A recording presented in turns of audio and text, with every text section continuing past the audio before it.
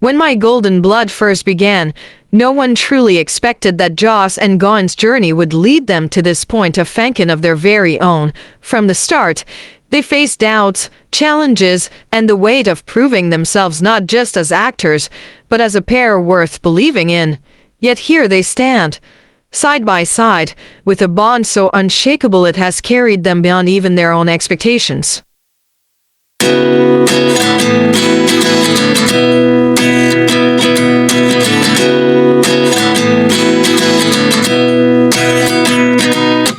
At 29 and I find myself wondering what did happen to the last 10. I ran away with my life, fast forward, never turn back again. It's kind of funny that the more we pass time, the more we need to set the rewind. And 19 was the year I had to leave you, but now I'm seeing all the signs. Is this really happening?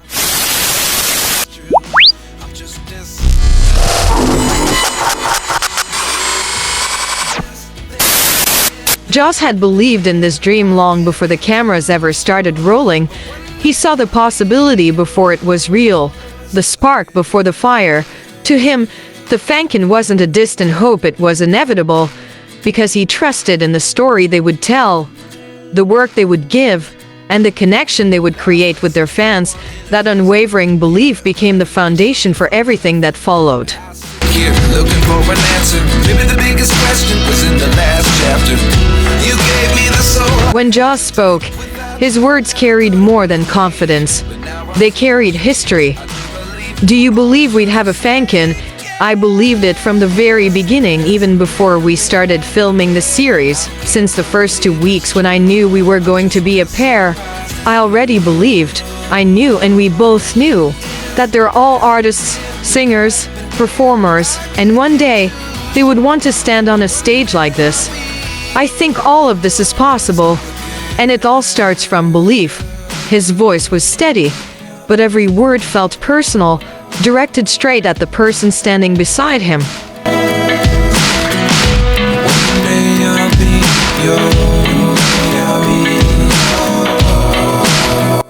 Gawin's eyes shimmered, his composure cracking as Joss spoke. He wasn't just hearing words, he was feeling every ounce of trust, every silent moment of encouragement that Joss had given him along the way. This journey had been anything but easy. They had both fought for it, pushed through doubt, and carried each other in ways unseen by the crowd.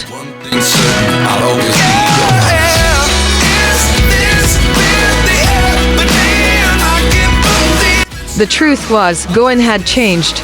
Somewhere along this path, his own belief had deepened, and much of it came from Joss's presence at his side.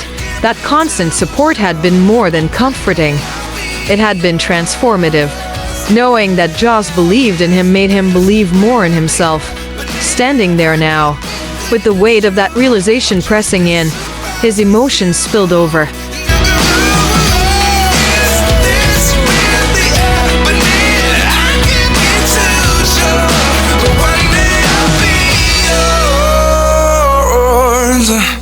Tears blurred his vision, but through them he could still see the faces of the fans who had stood by them through every step. Those fans weren't just an audience. They were part of the journey, part of the belief that had made this moment real.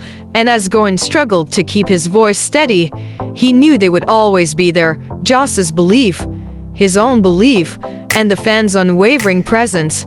It was all one and the same.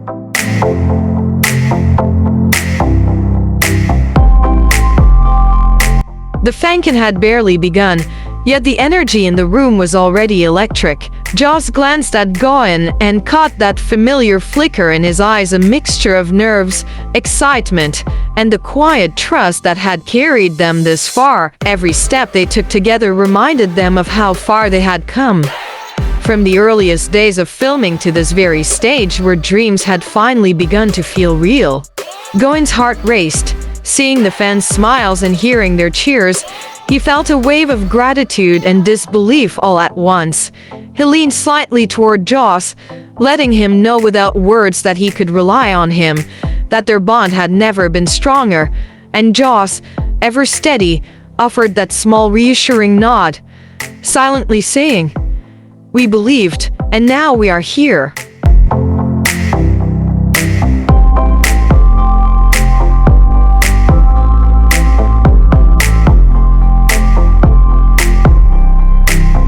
By the time the first round of interactions with the fans ended, Gawin could barely hold back tears. The room was alive with shared joy, laughter, and emotion, but what struck him most was the sense of being seen not just as performers, but as partners who had fought and believed together. He remembered the early days of uncertainty, the nights when self-doubt crept in, and realized how much stronger he had become with Joss by his side.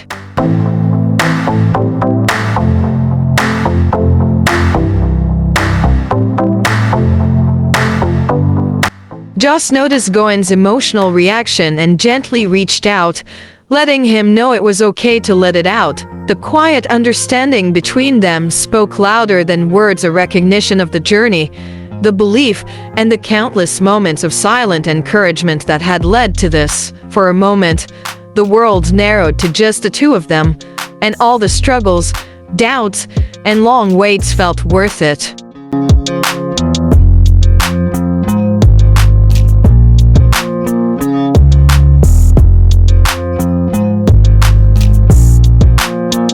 The excitement of the Fankin had reached its peak, yet for Joss and Gawin, the event was deeply personal. Amid the cheers and applause, they found themselves sharing quiet glances, a mutual acknowledgement of everything that had brought them here. Every challenge, every doubt, every sleepless night had led to this exact instant.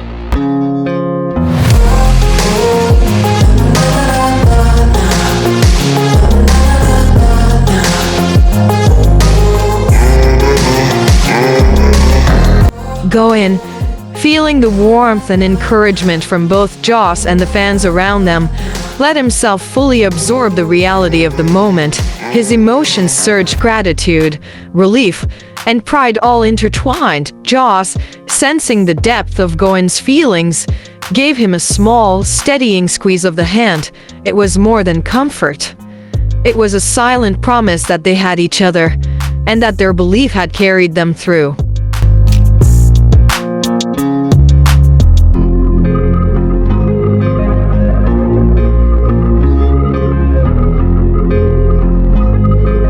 As the fans' laughter and cheers enveloped them, Gawin realized that the journey wasn't just about reaching the stage. It was about the shared belief, the unwavering support, and the bond that had grown stronger with each step. And in that moment, he knew together they could face anything, and they would always carry this memory as proof of their journey and trust.